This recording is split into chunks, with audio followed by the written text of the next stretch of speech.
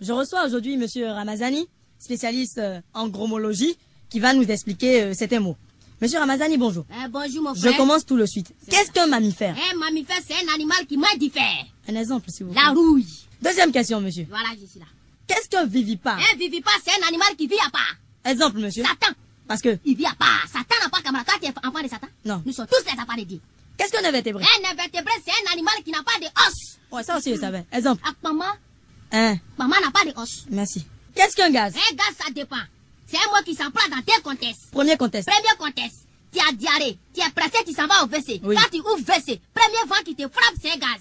C'est quel gaz? C'est un gaz évaporatoire. Ah, parce que ça s'évapore. S'évapore. Deuxième contexte. Deuxième contexte.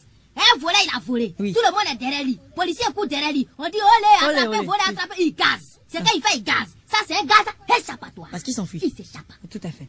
Monsieur, vous avez même étudié la géographie. J'ai fait la géographie. Donc, que veut dire France? Oui, tu sais, la géographie, j'ai fait la géographie. C'est-à-dire, on était dans l'avion, on a vu la géographie de loin, mais je ne suis pas arrivé à la géographie. Ah, d'accord. Voilà. Mais que veut dire France? France Parce que... veut dire quoi? C'est force de rapatriement des Africains non connus par l'Europe. Doucement. C'est force de rapatriement. Des Africains non connus par l'Europe. F, Force. R, Rapatriement. A. Africain. N. Non. C, Connu. E. Europe. Ah, d'accord. Qu'est-ce qu'une soupière? Une soupière, c'est quelque chose, tu peux mettre tout ça de manger que tu veux dedans. Tu peux mettre Djongoli, tu peux mettre Atassi, tu peux mettre Abobo, tu peux mettre Komu, tu Enfin, peux mettre Dogounou, tout ça que tu veux dedans. Tout est quanti. Voilà. Bon, exemple. Ton ventre qui est là, c'est une soupière. Oh, mais ça va pas. Voilà.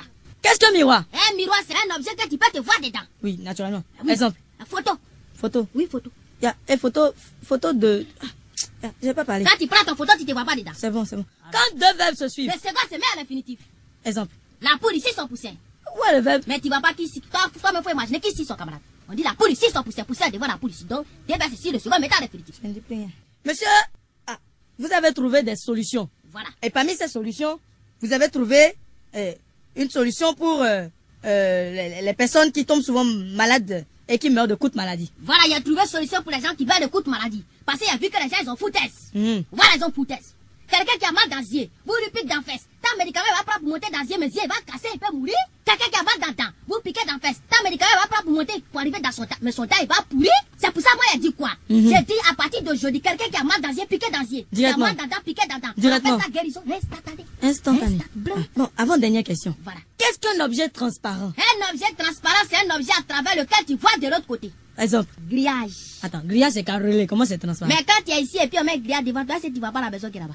C'est bon, je me tais. Alors. Vous avez fait le tour du monde On a fait le tour du monde. en 8 jours.